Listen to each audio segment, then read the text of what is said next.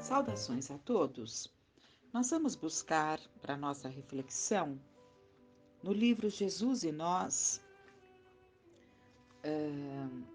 do médium Divaldo Franco, mas aqui não é através da sua psicografia. O autor é Dr. Bezerra de Menezes, mas não através da psicografia, sim da psicofonia, que foram reunidas e colocadas aqui neste último livro, que Divaldo diz que é o último trabalho que ele terá, né, nessa encarnação com o Dr. Bezerra de Menezes.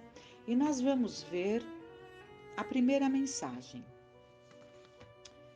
E numa psicofonia, o Dr. Bezerra começa assim: Meus filhos, que Jesus nos abençoe. A vida, sob qualquer aspecto considerada, é dádiva de Deus, que ninguém pode perturbar. Todos os seres sencientes desenvolvem um programa na escala da evolução, demandando a plenitude, a perfeição que lhes é a meta final. Nenhum de nós fugirá esse caminho, né, da plenitude. Preservar a vida em todas as expressões é dever inalienável que assume a consciência humana no próprio desenvolvimento da sua evolução. Quando alguém levanta a clava para interromper propositadamente o ciclo da vida, faz-se um novo Caim, jogando sobre si mesma a condenação da consciência de culpa e experimentando no remorso, hoje ou mais tarde, a necessidade de depurar-se, reabilitando-se a nadar nos rios das lágrimas. Então, ele afirma aqui aquilo que estudamos, sempre temos estudado, né? Pelas próprias vozes daqueles que antecipam a sua volta ao plano espiritual, daqueles que interrompem o ciclo da sua vida e partem pelo suicídio, pelo autocídio, essas vozes mesmas nos contam dos seus sofrimentos. Por isso que o Dr. Bezerra de Menezes, né, coloca aqui que chegará o dia em que a dor, a culpa, né, atinge essa consciência que está determinada, né? Não há como fugir de nadar no rio das lágrimas que ela mesma criou. Por isso, coloca ele, continua ele. Os espíritas cristãos, compreendendo o alto significado da vida, levantam-se para defendê-la, onde quer que se apresente, em especial a vida humana, estágio avançado do processo de iluminação do ser na busca de sua consciência plena e cósmica. Então aqui ele afirma, né, que o espírita cristão se coloca ali, né, como defensor da vida, especialmente da vida humana, pelo estágio, né, pelo estágio avançado. Então, evidentemente que temos que ter ali o amor aos animais, não resta dúvida, mas não nos descuidemos da vida humana, né? Do estágio em que nos encontramos como seres humanos. Inspirados pelo mundo espiritual superior, os obreiros do Cristo se erguem hoje para proclamar não só o direito à vida dos que estão em germe e têm direito a nascer, então não só assim se colocando contra, né, a legalização do aborto, sempre a favor da vida, né? Então, não só da vida em germe, que tem direito a nascer, como também, né, dos que se despem do corpo e têm o direito de permanecer até o último hausto do organismo. Então, que os médicos entendam que há uma razão para o sofrimento, que há uma razão para aquele minguar num corpo que não tem mais condição de se reanimar, de voltar a ter uma vida normal, mas que faz parte, está ali o espírito purgando ali os seus últimos tempos, a sua necessidade ainda, né, de estar entre nós, porque assim que ela termina, Deus nos busca. Então, nos manda buscar, né? As equipes amorosas recebem a cada um de nós. Então, é isso, né? Não só dos que vão nascer, como aqueles que se despem do corpo e têm o direito de permanecer até o último hausto do organismo em processo prévio de degeneração. Quer dizer, a decomposição, a degeneração começa antes do desencarne, né? Mas faz parte daquela aprovação dolorosa, como também do delinquente revel, que se pode, que se pode arrepender e tornar-se instrumento útil à comunidade que agrediu, ou do atormentado mental, espiritual e moral, que sem resistência para enfrentar a luta, opta pela falsa solução do autocídio, mergulhando no insondável abismo de sombra e dor. Não apenas defender esse direito à vida, mas também respeitar todas as vidas, como se apresentem, onde quer que estejam, é tarefa primordial do Espiritismo, que pode ser considerado uma usina de poderosa força.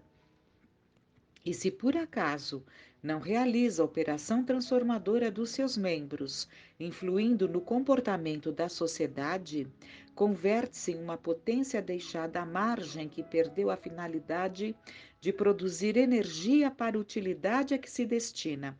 Então, se os espíritas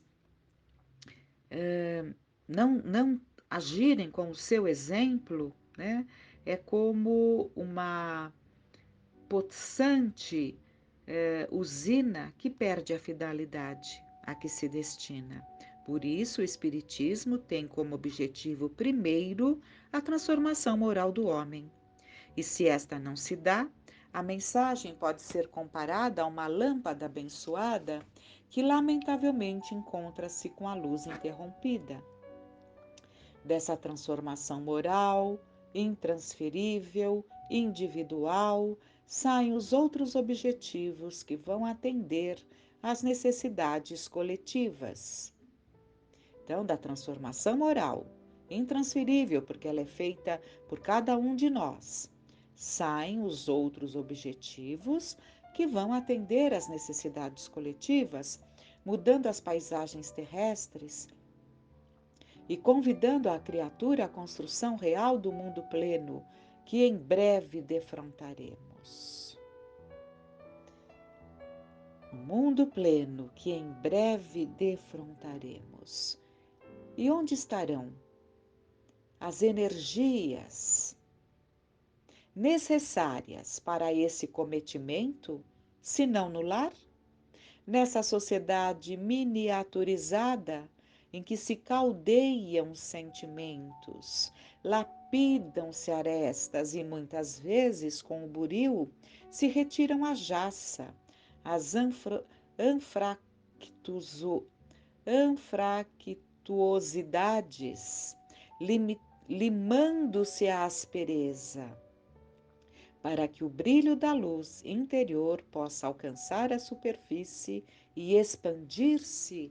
Pergunta então, Dr. Bezerra de Menezes, né? Onde estarão essas energias? No lar. Ele mesmo coloca, estão no lar, né? Essa sociedade pequena, mas é onde se trabalham os sentimentos. Por que ele chama de sociedade? Porque ali nos reunimos numa grande diversidade, né?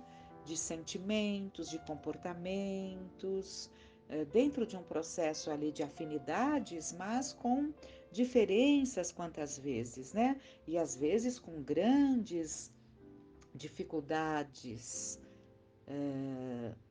longe até a afinidade, né? Mas com dificuldades. Então, cada um ali dentro do lar que necessita para burilar os sentimentos, para retirar a jaça, para limar a aspereza.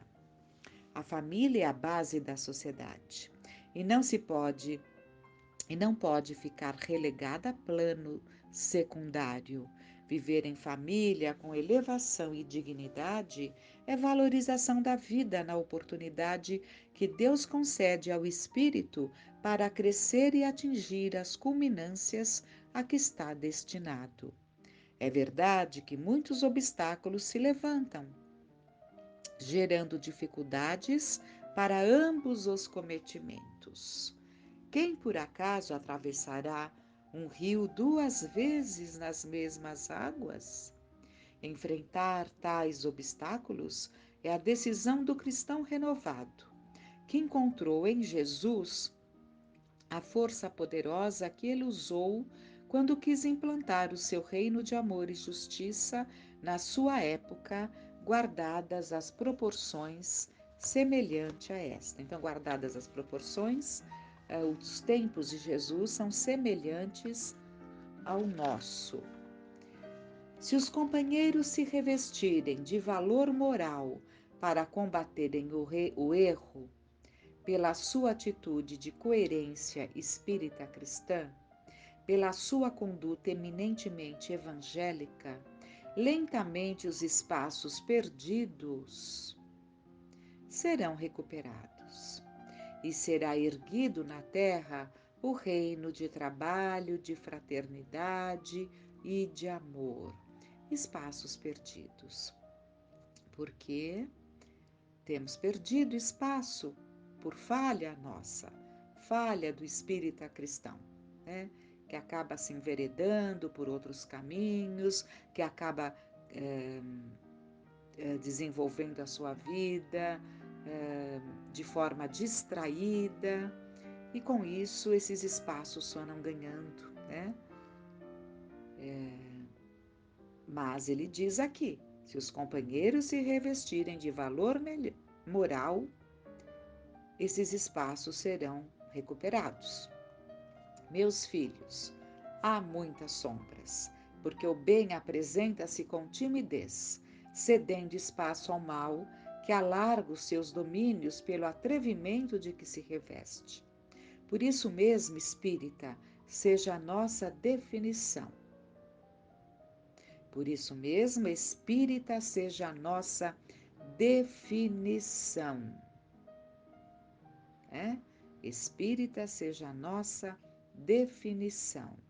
Se necessário for perder as pobres moedas de César para preservar a inteireza do conteúdo da mensagem, confiemos em Deus, o supremo doador que nunca nos deixou órfãos e jamais nos deixará ao abandono.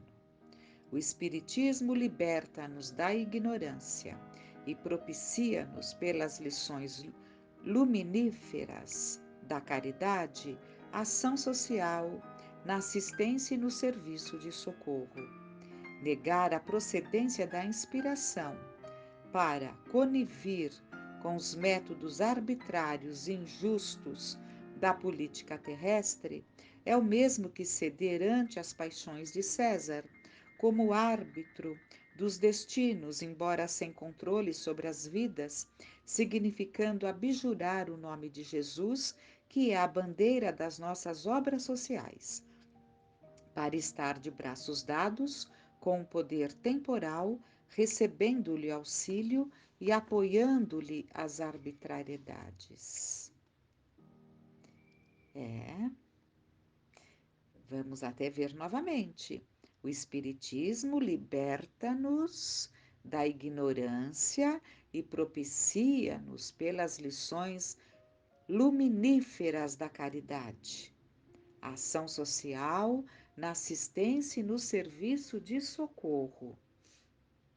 Negar a procedência da inspiração para conivir com os métodos arbitrários e injustos da política terrestre é o mesmo que ceder ante as paixões de César como árbitro dos destinos, embora sem controle sobre as vidas, significando abjurar o nome de Jesus, que é a bandeira das nossas obras sociais, para estar de braços dados com o poder temporal, recebendo-lhe auxílio e apoiando-lhe as arbitrariedades.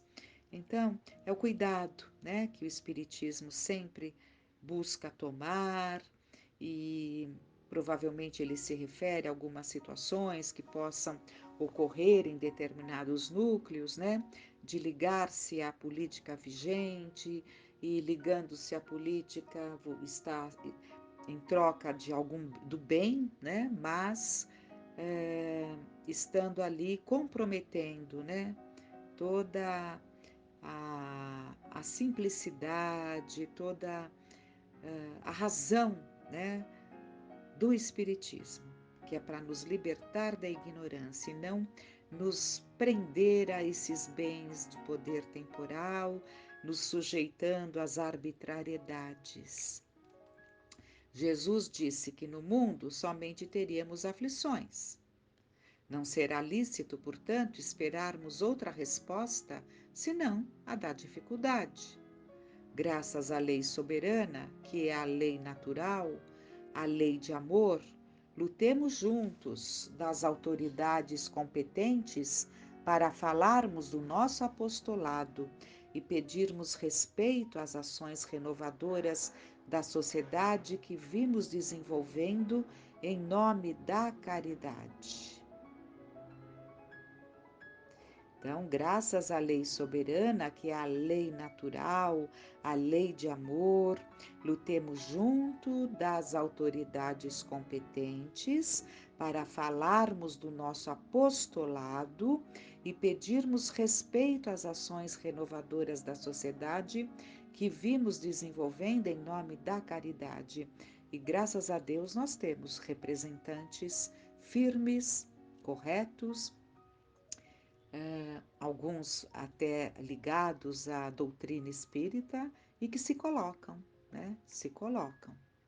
Não temamos nunca, estejamos unidos na defesa da vida em uma família espiritual digna, suportando reveses e incompreensões. Ser espírita hoje é o mesmo que ter sido cristão ontem. Quantas vezes veremos as nossas melhores palavras adulteradas e voltadas contra nós? Em outras oportunidades, enfrentaremos os desafios da urdidura da calúnia, da malversação de valores e das acusações indébitas em novos ensejos. Defrontaremos problemas íntimos no santuário doméstico, ralando-nos o coração. E mais adiante, sofreremos a insidiosa interferência dos que se comprazem na preservação desse estado de coisas, atormentados na erraticidade inferior, ferindo as fibras mais íntimas do nosso sentimento. Não terá sido por outra razão que o Mestre nos recomendou o amor sempre, e a oração, meus filhos. E a oração, meus filhos. A oração é o elixir de longa vida que nos proporciona os recursos para preservar os valores de edificação, perseverando no trabalho iluminativo. E o amor indiscriminado a todos, mesmo aos inimigos, o que não quer dizer anuência com os seus despropósitos, é o impositivo de emergência para lograrmos a paz. Como é verdade que os seus discípulos nos faremos conhecidos por muito amar, não menos verdade é que este amor, que se inicia em nós, deve expandir-se até eles, todos eles, os que nos criam embaraços e dificuldades, que nos ameaçam e nos provocam lágrimas, em ambos os planos da vida. No mais, é confiar em Jesus. Lágrimas nos ambos planos da vida, porque o espírito também sente, os espíritos de condição também sentem, também choram, Jesus não consagrou o choro no Jardim das Oliveiras, chorando por nós, por tudo que viveríamos por não ter captado a sua lição?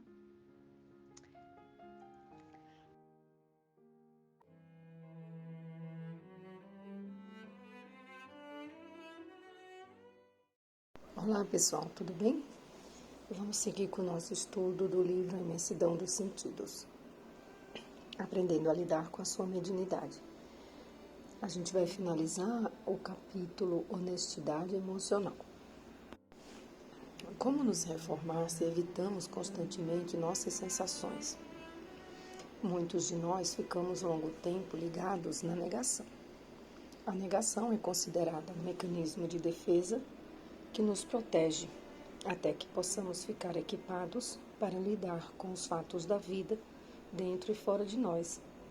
Mas não devemos passar muito tempo negando a realidade.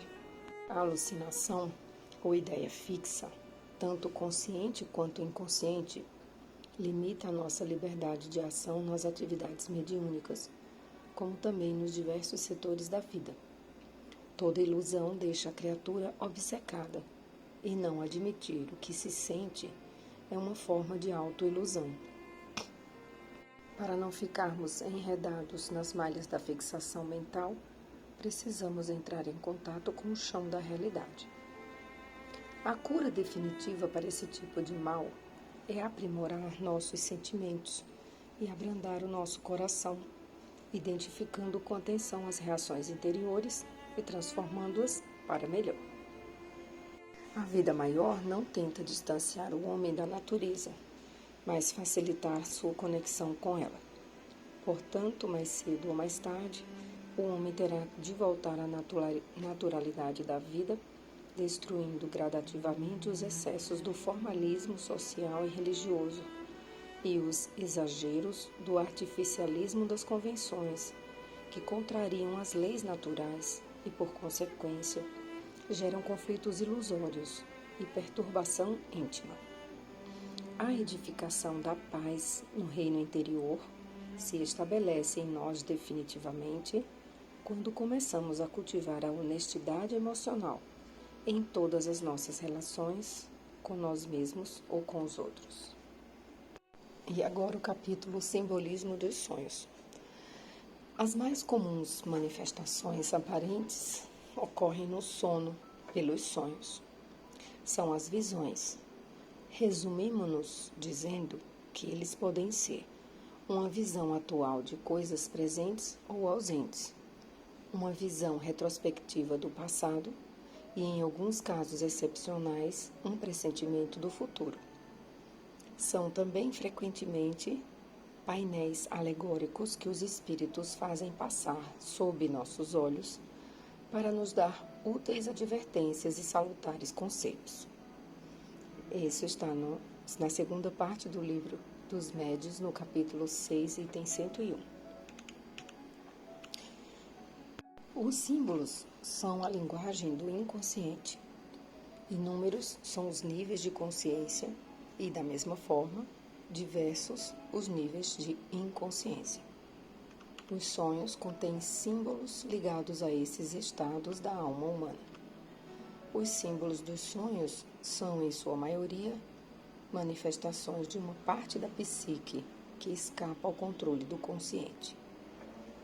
Nosso mundo onírico tem uma propriedade excepcional de sintetizar por meio de uma expressão ou de um quadro mental todas as influências do inconsciente e do consciente, bem como das forças instintivas e espirituais em desordem, ou em via de se harmonizar no interior de cada um de nós.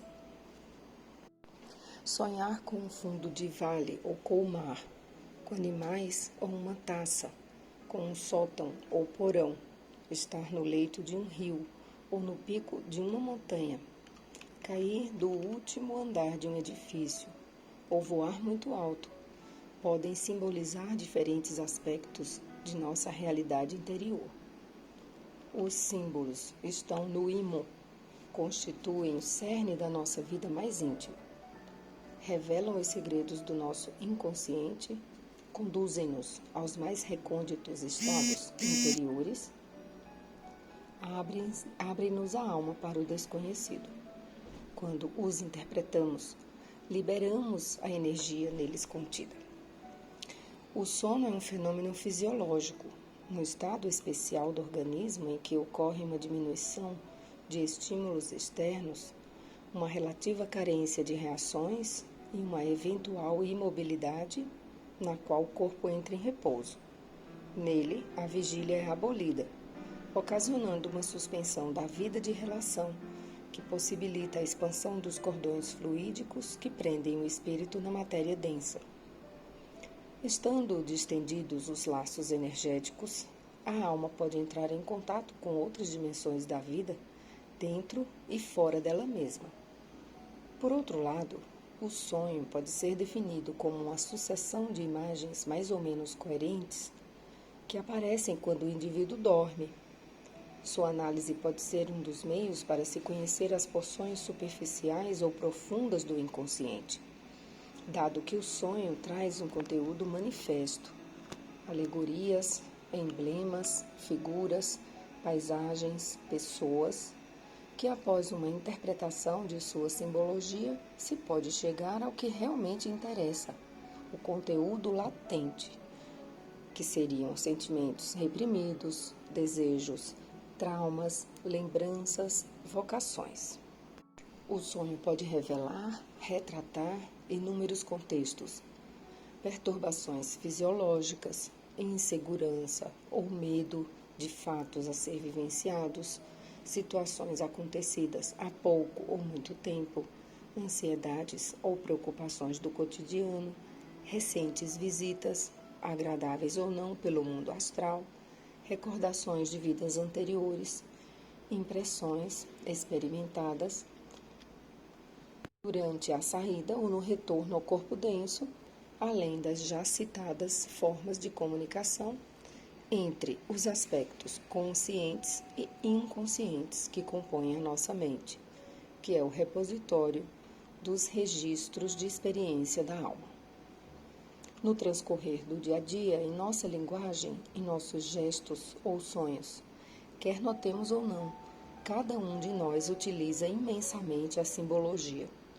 Ela dá forma às tendências inatas, aos propósitos, às inclinações, provoca decisões, modela atos e atitudes. Na realidade, existe em nós um grandioso mundo de símbolos. A expressão simbólica leva a criatura a decifrar e discernir sua existência, que muitas das vezes lhe escapa por causa da obscuridade que a rodeia. Quando buscamos em nossas atividades diárias um objetivo alheio ao real sentido da vida mais ampla, surgem os enigmas, os mistérios insondáveis, coisas difíceis de entender ou interpretar. Aparecem os vazios existenciais e nossa vida começa a se tornar problemática. Ora, cada indivíduo é, a um só tempo, conquista e dádiva de toda uma herança biopsicoespiritual de uma humanidade milenar. Ele se distingue por aspectos culturais e sociais próprios de sua existência atual, aos quais se acrescentam os frutos de suas experiências de vidas passadas. A maneira pela qual nos comportamos, agimos, as atitudes que tomamos em relação a nós e aos outros, a nossa postura de vida, enfim, resulta de uma série de pensamentos bastante complexos. Grande parte desses sentimentos e pensamentos não conhecemos. Acontecem de forma automática e involuntária. Afirmamos que são inconscientes. Entretanto, outra parte de nossa intimidade ocorre de maneira clara e lúcida, pois temos perfeita noção do motivo pelo qual estamos dizendo e fazendo. Quanto a essa, declaramos que é consciente.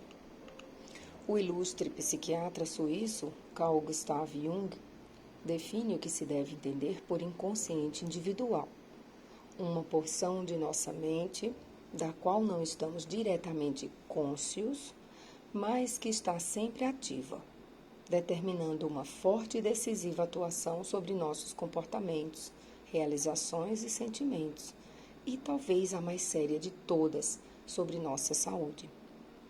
Tudo que os meus sentidos percebem, mas não é discernido por minha mente consciente. Acontecimentos desprezados durante o dia, deduções concluídas de maneira precipitada, tudo o que involuntariamente penso, sinto, desejo, noto e faço. Ideias inaceitáveis e recalcadas, afetos não consentidos e conteúdos que ainda não foram digeridos totalmente ou imaturos. A vida providencial frequentemente se utiliza de meios simbólicos para facilitar o desenvolvimento e crescimento dos indivíduos. Os painéis alegóricos que os espíritos fazem passar sob nossos olhos para nos dar úteis advertências e salutares conselhos necessitam ser interpretados, auferindo-se deles todos os potenciais que possam produzir saúde, paz, equilíbrio e autorrealização. Eles não são, como vulgarmente se imagina, ficções mentais, sensações ilusórias ou excesso de imaginação, desprovidos de fundamento, razão ou sentido. A humanidade registra e analisa o mundo onírico há milhares de anos. Não apenas os judeus o cultivam, segundo consta no Velho e no Novo Testamento, mas igualmente outros povos. No Antigo Egito, a oniromancia, ou a premonição por meio de sonhos, era praticada pelos sacerdotes e escribas. Os índios da América do Norte consideravam os sonhos sinais decisivos para a escolha dos xamãs, ordenação de caçadas, guerras, condenações à morte ou absolvição, além do nome que se daria aos recém-nascidos. Os gregos acreditavam que a ciência médica se devia a Asclépio, Esculápio para os romanos, filho de Apolo e de Coronis, meio deus, meio mortal. A escola de medicina em Epidauro atraía enfermos de toda parte da Grécia. Os sonhos que relatavam eram veículos de cura para suas enfermidades físicas e mentais. Os feridos e doentes eram recolhidos no templo dessa cidade grega e incentivados pelos oráculos a manusear argila para poderem visualizar seus sonhos e modelar suas dificuldades internas. Esse dinamismo representava uma oportunidade maior para se recuperar a sanidade. Era um processo de abrir caminhos para o desconhecido que o afligia. Aliás, técnicas semelhantes são usadas na atualidade pelos psicoterapeutas. Nosso corpo sensorial percebe ou traduz, através de antenas ou radares energéticos, mensagens, formas ou forças intrínsecas existentes em nossa intimidade. O que é manifestado no imo da própria alma sempre acaba, de algum jeito, sendo refletido de forma consciente. Todos aqueles que se candidatam à espiritualização não podem viver acomodados à vida de superfície, preocupados mais com as aparências do que com a realidade interior. Precisam afinar a sensibilidade, aquietar a mente e utilizar o olho interior, a fim de expandirem a consciência. O sonho é um dos melhores agentes de informação sobre o estado físico, psíquico e espiritual dos indivíduos. Ele fornece a miúde símbolos vivos dissimulados sob a forma de imagem de seres estranhos a quem sonha. O drama onírico é que, muitas vezes, a criatura pode ser representada com traços que não têm aparentemente nada em comum com ela. Em razão disso, um dos papéis da análise dos sonhos é restituir a identidade própria do indivíduo, assegurando-lhe uma autorregulação das forças biológicas e espirituais. Não somente na mediunidade, mas em todos os processos de desenvolvimento da humanidade, os sonhos facilitam a ascensão e a integração do homem, possuindo um papel criativo na conexão entre todos os níveis de consciência. As imagens oníricas bem compreendidas contribuem invariavelmente para uma ampla compreensão do universo invisível. Talvez seja por isso que os sonhos, como mediunidade, é claramente anunciado na predição relatada nos Atos dos Apóstolos. Sucederá nos últimos dias, diz o Senhor, que derramarei do meu espírito sobre toda a carne. Vossos filhos e filhas profetizarão, vossos jovens terão visões, e vossos velhos sonharão. Isso está em Atos 2,17. Aqui tem uma nota do autor espiritual. A interpretação dos símbolos oníricos serve nesse livro unicamente para explicar que eles são uma das formas de expressão do inconsciente e que necessitam ser traduzidos, a fim de facilitar o entendimento da vida e, por consequência, os mecanismos da mediunidade. Porém, não serve para induzir os leitores a uma análise precipitada de exótica adivinhação. Agora o capítulo Ilusão e Realidade. Como não há pior cego do que aquele que não quer ver, quando se reconhece a inutilidade de toda tentativa para descerrar os olhos do fascinado, o que há de melhor a fazer é deixá-lo com suas ilusões. Não se pode curar um enfermo que se obstina em conservar seu mal e nele se compraz. Isso está na segunda parte do Livro dos Médiuns, no capítulo 23, item 250. Cada indivíduo é um microcosmo, parcialmente ciente de si mesmo. Um complexo de forças inconscientes a ser ainda descobertas. Demóstenes, um dos mais célebres oradores atenienses, dizia: é extremamente fácil enganar a si mesmo, pois o homem geralmente acredita no que deseja. O ser vê as coisas e o mundo tal como ele é.